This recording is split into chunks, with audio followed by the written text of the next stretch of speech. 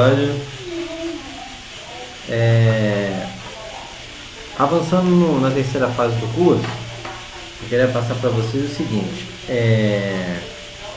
Eu vou dar umas explicações para vocês sobre como proceder para fazer uma avaliação de uma fonte de alimentação com circuito quente. Quando eu falo circuito quente, é o circuito ligado. Não repara no feijãozinho não, tá? No feijãozinho aí carregado que está no fogo. Estou com uma fome danada. Então o que acontece? Eu vou ensinar para vocês uma técnica que vale para qualquer tipo de fonte de alimentação. Não importa o corte.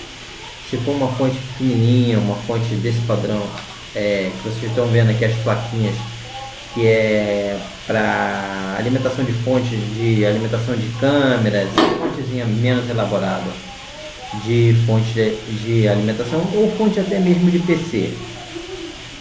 Nós vamos estabelecer que logo após a entrada da tensão alternada de 110 volts, pelos fiozinhos aqui que vocês estão vendo, fio vermelho em uma fonte e o fio preto em outra.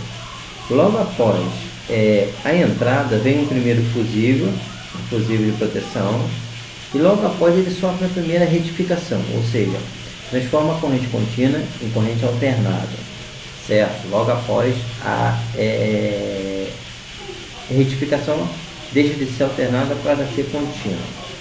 Então a regra que você vai seguir é a seguinte: sempre nos capacitores, podendo ser um único capacitor, que é o caso dessas fontes aqui, ou uma fonte de PC mais elaborada, que tem mais de um capacitor, se você medir a tensão nos pinos do primeiro capacitor após a retificação, você deve encontrar uma tensão ali acima da tensão nominal de entrada. Ou seja, se é 110, você vai sempre encontrar uma tensão superior. Trabalha com multímetro na escala de 1000 volts, tá bom? Para você poder ter uma segurança. Você vai medir com multímetro analógico, com multímetro digital. Você vai no pé do capacitor e você vai medir, você vai ter que encontrar uma tensão elevada, uma tensão maior do que a tensão de entrada, ou seja, da tomada, efetivamente falando. Se você encontrar uma tensão ali elevada, significa que o circuito primário da fonte, ou seja, o resistor e os primeiros diodos ali estão em perfeitas condições.